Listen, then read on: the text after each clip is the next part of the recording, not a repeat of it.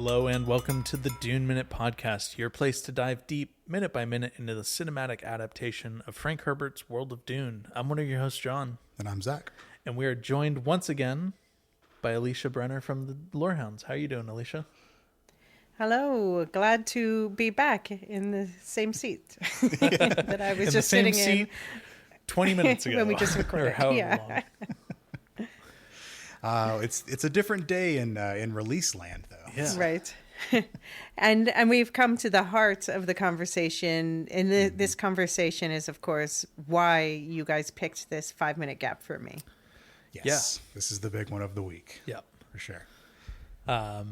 So I think, we just pick up right where we left off with the end of yesterday's episode. Go for it. We'll just go right into it because I'm sure all of us have a lot to talk about. So where we left off, Paul tells his mother and by proxy his unborn sister, who's fully conscious, that he must continue fighting in the north to protect Jessica and in turn Alia down there in the south. And there's a moment of pause that Jessica has here, and she's doing her little mumbling to herself. Almost, like we talked about yesterday with the interpreting and everything. And Jessica's response is, she says she can tell when you lie. And Paul's immediate response is then, well, tell her that's because our mother keeps spreading dangerous tales. And there's an awkward silence there. But Jessica does not react to this, though. Yeah. She's just kind of like looking around, just saying, okay, Yeah, whatever. Well, she's listening. She's listening to what Alia. Maybe I'm coming to your way of saying it. Alia. She's listening to what her unborn child is saying, and the funniest part of this to me is Paul is like beat, waiting. And then he's like, well, "What's she saying now?" What's going on? He's trying to be a hard ass, and then he's like, "No, but wait, I can't hear her. Tell me what she's like." He really cares what his fetal little sister, he really cares what she thinks already. And Jessica's response is, she says you're blinded by love, and she reminds you that you must reserve your hand for the most strategic alliance. She's also wondering why you don't believe in who you are. And like we talked about yesterday, this is very much that, Alia is the religious fanatic of the family.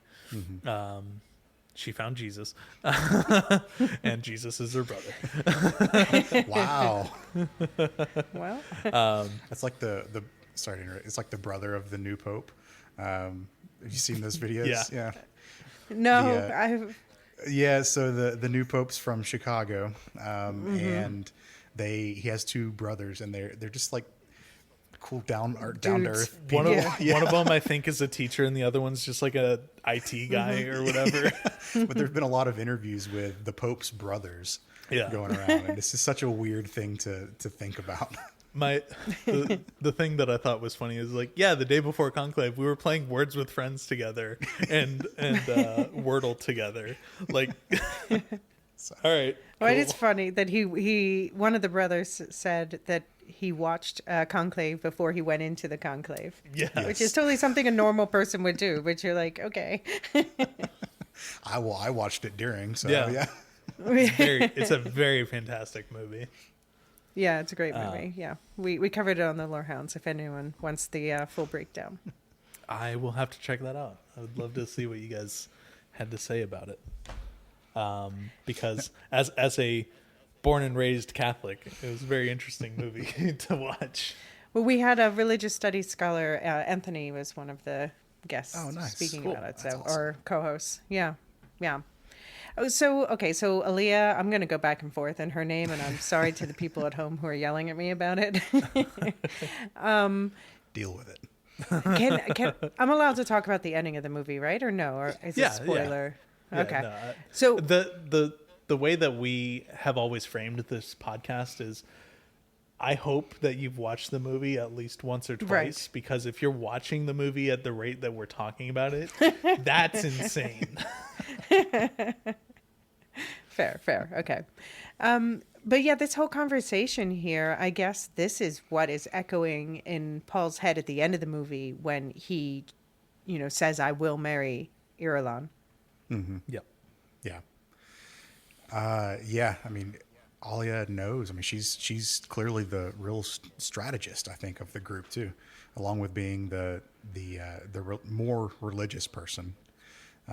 She seems to know exactly where things need to go.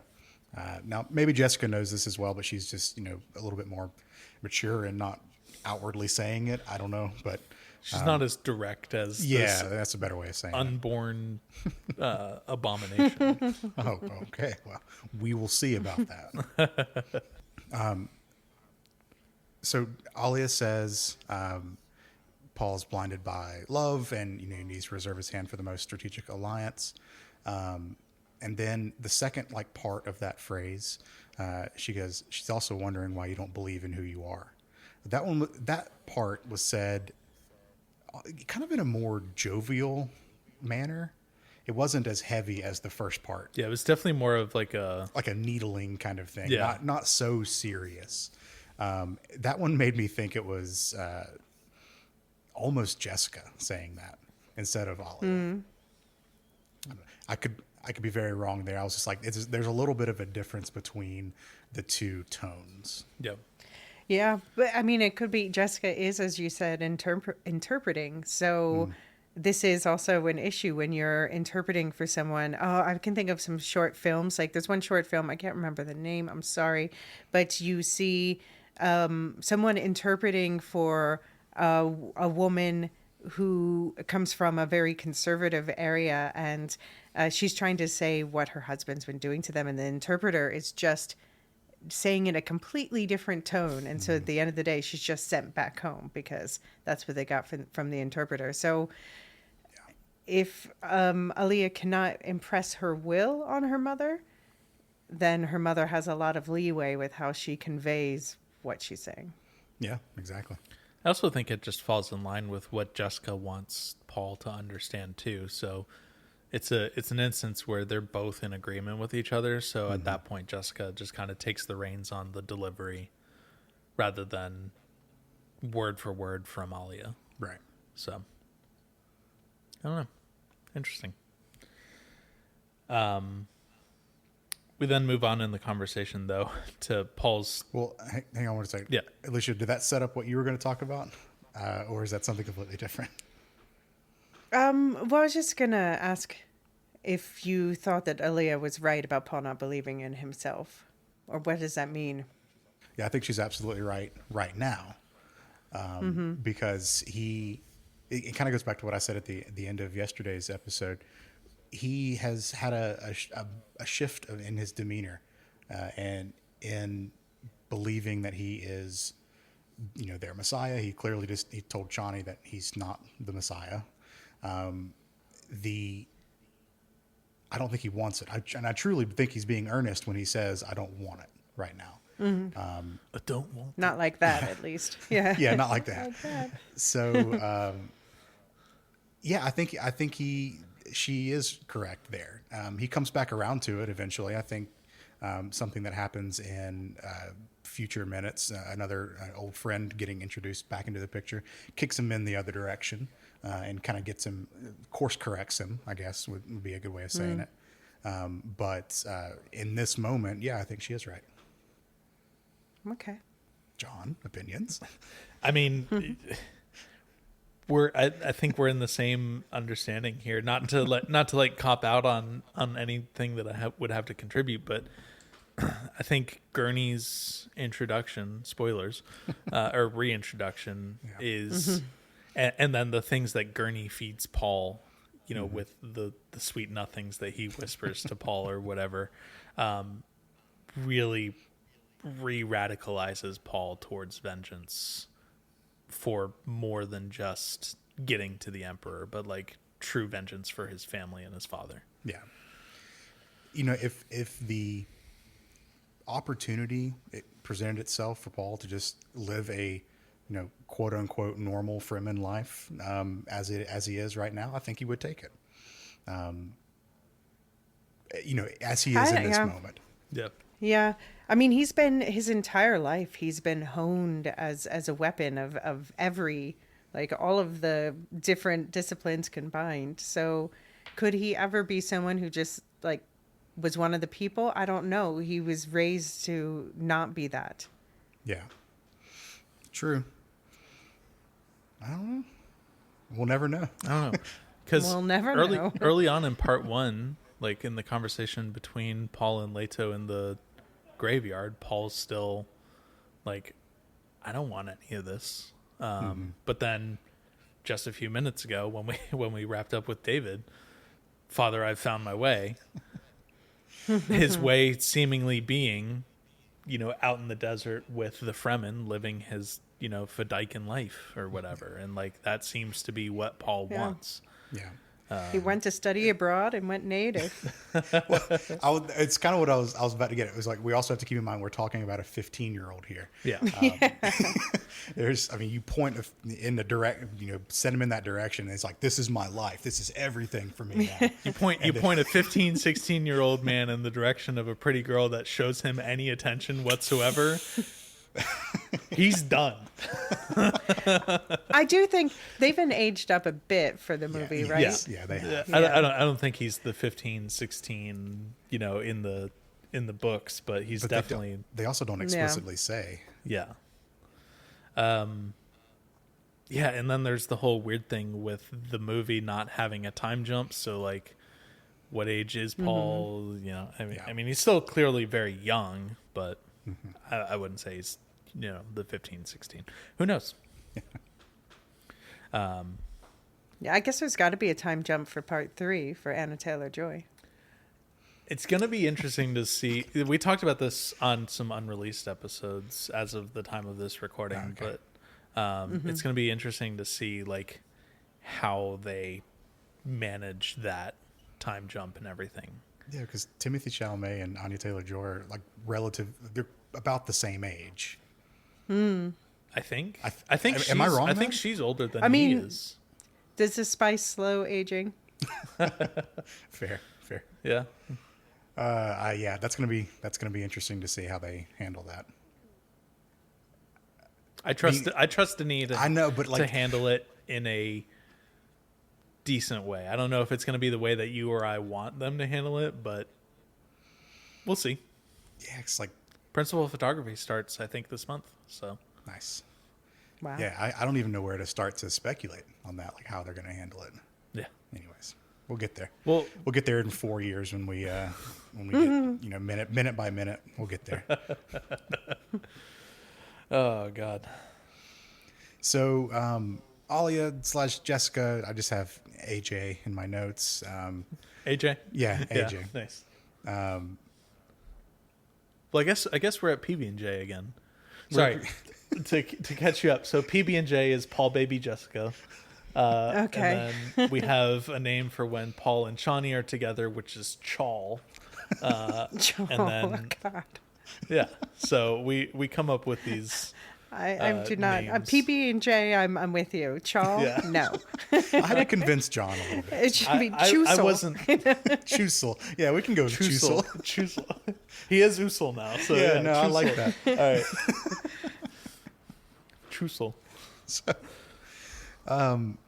Paul says that he knows that he matters to these people, and that he believes he's making a difference in the world. And he adds that we're nearly at the gates of the city.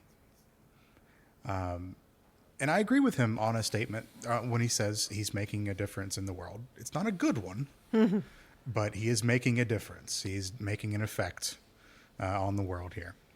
And I guess that last line, he says, we're nearly at the gates of the city, is in reference to, they're continuing to raid and I guess like take back territory, trying to reach. Well, it's as Stilgar asked. Well, what would you We're do? going north, yes. I would go north. Then I will go north. Or as Paul returned in asking Stilgar, what would you do? I would go north. Then I will go north with you.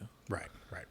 So This is why, see, man, you have more space in your head for this stuff, more ability to remember these things than I do, and I appreciate that. well, you're learning how to fly planes. So It's true. There's a lot of weather talk in here right now. Oh, do you speaking of watch which, the we will talk- rehearsal? Sorry, just an I aside. know what you're talking. I have not Okay, seen it, but okay. I know exactly what you're talking about, and I find it hilarious. I love Nathan Fielder. Oh man, you've got to watch it and talk to John and I about it. Okay. The other John. Yeah.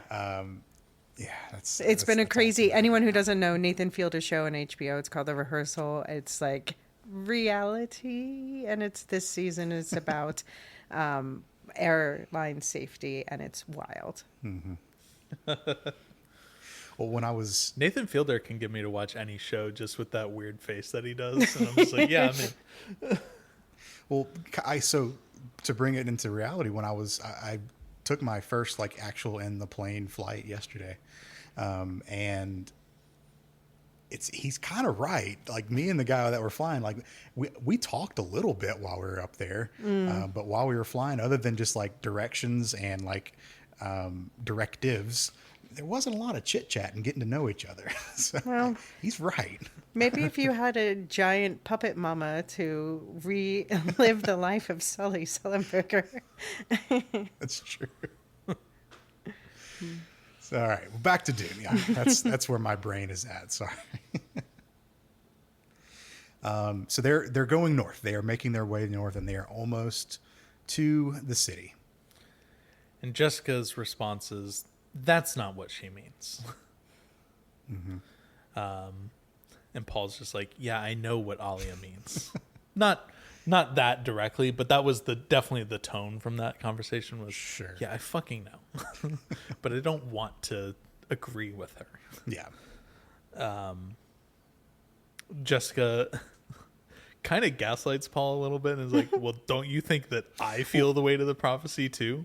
And important to note, I think this is Jessica, not Alia talking. This is again Jessica now not interpreting. This is actually her, because she like turns to look at him, and like there's differences of facial expressions and everything here. Yeah, I agree. But okay, so she says, "Do you not think you don't think I feel it also?" And he says, "It's not a prophecy." But my thinking about this is it's more complex than it is or isn't a prophecy, because regardless of whether there's Bene Gesserit machinations behind it, it is something that was foretold and is coming true. Yeah. So yes, it is quite literally a prophecy because it was something that was prophesized, right? It is part of the Fremen culture as a prophecy, but I think Paul just views it as a lie that his mom's organization told these people. So I think that's the distinction that he's trying to make. But yet it is when he says happening, it's as not they a said. prophecy. Yeah, yeah, yeah. It's a good lie, but in his mind, it's still a lie. I wouldn't say it's a good lie. It's been an effective lie. Fair. It's vague enough to where you can fit a lot of different circumstance and template match to it. Yeah.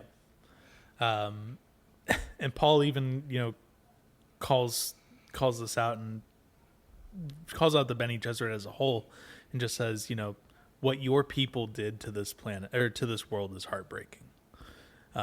So it's very just like, even though like you weren't the one to start this, you're not helping to make it better. What you're doing is heartbreaking, and this is really fucked up. I mean, yeah. Which yeah. kind of, I don't know. We talked a little bit about how Paul has, shifted his mindset since, he's been out in the desert with the Fedaykin and everything. Kind of seems a little white savior to me. But I don't know. But I also think this story, it is something that is part of their story now because it's been part of their culture for a long time. And I think it's also like, if we look at the language they speak, the Chakopsa, now they haven't, I don't think they've defined it as such in the movies, but in the books, we know this is based on a real, at least a rumor of like a secret hunting language from the Caucasian mountains in our real world, And Frank Herbert loved to do that. Take stuff from like our ancient or older history and like say that propagated through the galaxy thousands of years from now.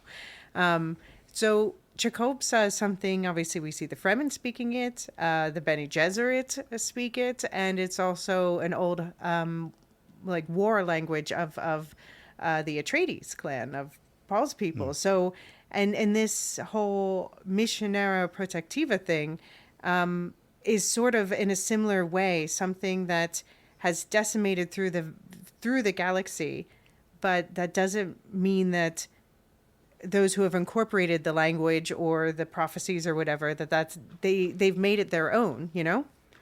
Yeah. Yeah. I mean, for better or for worse, it is a part of their culture. And it was, initially intended for the Bene Gesserit to be able to ingratiate themselves, and in a bad way. I think ingratiate has like a positive connotation, but just to like inject themselves into a culture and just manipulate them if they need to. So that was the point of all of those prophecies that they spread, or just the religious influence that the organization would exert onto some like culture. So whether it started from a place of Control. control, Manipulation, or just Yeah. bad intentions. I think is kind of what I was whether it started from a place of bad intentions or not. It is it was like a foundational part of their culture at this point. So he has to understand that. He has to recognize that. Yeah. And if like the Bene Gesserit hadn't implanted this specific story, humans in general, we seek meaning, and that often means that we build religions around where we see meaning, and to make sense of everything to us. So, and they point out in the film, the harsher the place, sometimes maybe more the more extreme the ideas, because you have to be extreme to survive. So if it had not been this specific story implanted, would their culture have been significantly different, or would they have found another thing to build their religion around? Because their culture is shaped by the planet, not by the Bene Gesserit story. It's just an aspect of it. But they're still spice eaters who dress a certain way because of the climate they're in, who live a certain way because they have to. Yeah, I mean, the still suit doesn't exist because of a Bene Gesserit lie. Right. So, no, I mean, I think it's safe to say that something would have popped up. I just think the Bene Gesserit were smart enough to get there first and realize that there was no, like, pre-existing religious dominance, and they just kind of snuck in and did missionary productiva things. Or it was a religion that they could easily influence, no matter how expansive it was when they started. Yeah. It was just something that they could influence. Yeah, they said they took to it more than maybe some other places. Yeah. Yeah. Because the Fremen didn't always have harsh lives. I mean, I think if you go back in the history, like they lived on planets that were like paradise planets throughout their history. So it was that the ups and downs is what really shaped their religions. Yeah, I mean, I wouldn't say that they didn't always have harsh lives, because, I mean, the whole thing with the Zen-Sunni migration was that it was constant, but there were certainly, like, some moments of periods. Of levity compared to Arrakis being the shithole that it is. I mean, but they still have periods of levity. They have, they have their siege hangouts and their tent naming ceremonies and their parties. spice orgies. Yes. So in the middle of this, Paul says they deserve to be led by one of their own. Do you think Paul ever qualifies or ever can qualify as one of their own? I think that depends on who you ask. So I think Stilgar would say yes to that. I think Chani would say no. Yeah. I mean, in movie characters. Yeah, with what we just did last week with the writing of Shai Hulud, I think was like the last like cultural touchstone. Because Paul has, killed a man with a crysknife. He has taken on a Fedaykin war name and a secret name. He has ridden Shai Hulud, like he's hitting all the check boxes, but to what Chani says in the movie, you would be Fremen in name only. Yeah. I think to some of these people, it's, you're not born into it, so you're not inherently Fremen, and you never will be Fremen no matter what you do. So I think there's a bit of a cultural divide there. but Stilgar sees all of the, cultural touchstones and the religious touchstones that Paul's hitting, and he's like, yeah, I mean, you might as well be. Yeah, I think it's a complex question. Yeah. I say this as someone who has immigrated to another country myself. I think we likened it to like marrying into a religion or something like that, or converting into a religion later in life. Because we have a few friends that have converted to various religions and stuff, and like, he's like, while you would consider yourself of that religion, like if that religion is tied to any kind of ethnicity, then you wouldn't be considered the ethnic part of that religion. Yeah, I don't know. I think Stilgar would say yes to that, and Chani would say no. Or That's maybe fair. the other way around. Movie Chani would say no for That's sure. fair. Yeah, Book Chani, different story. Wow. yeah. So I have to say, when I was talking about in the last episode about how I thought they did Chani and Irulan better in the movie versus the books in terms of fleshing them out more.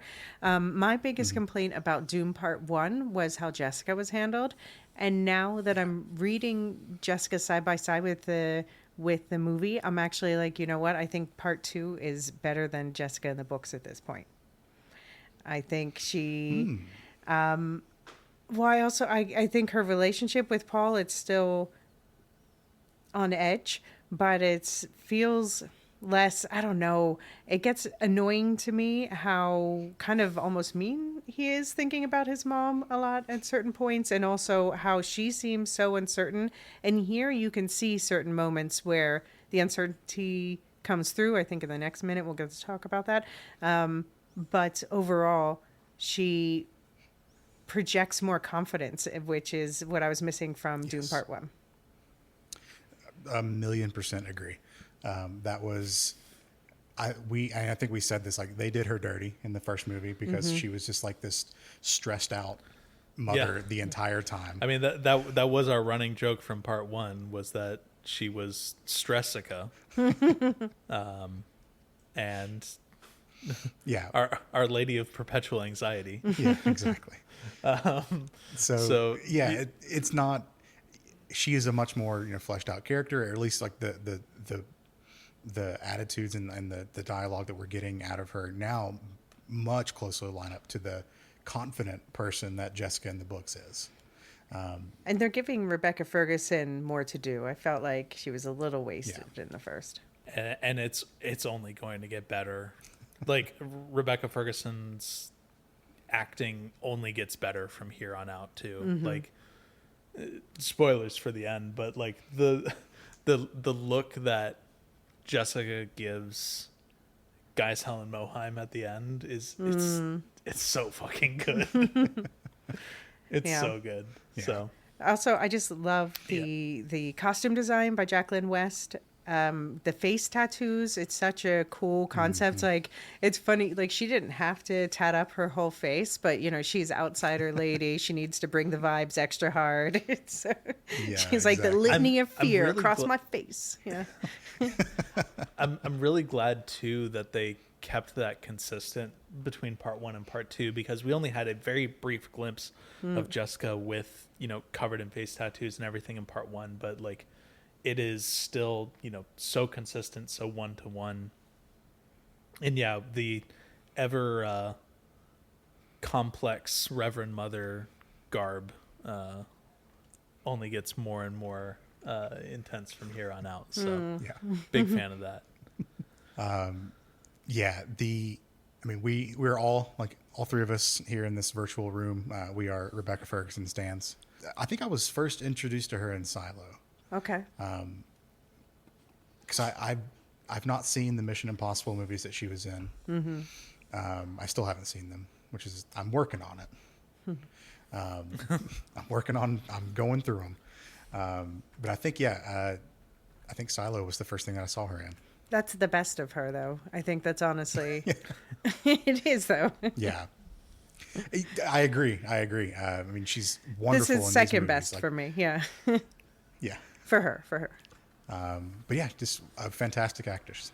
Yeah, I'm very much looking forward to talking about the later minutes with her, because there's a lot. There is a lot to talk about. So the last little bit of this minute, we have half of a sentence to get through left here. And so after Paul says, what your people did to this world is heartbreaking. One thing that I didn't mention for Paul's thing, this really felt like Chani's words coming through Paul. We got a lot of Alia's words coming through Jessica a second ago. And now we're getting Chani's words coming through Paul. Yep. Chani and Alia fight.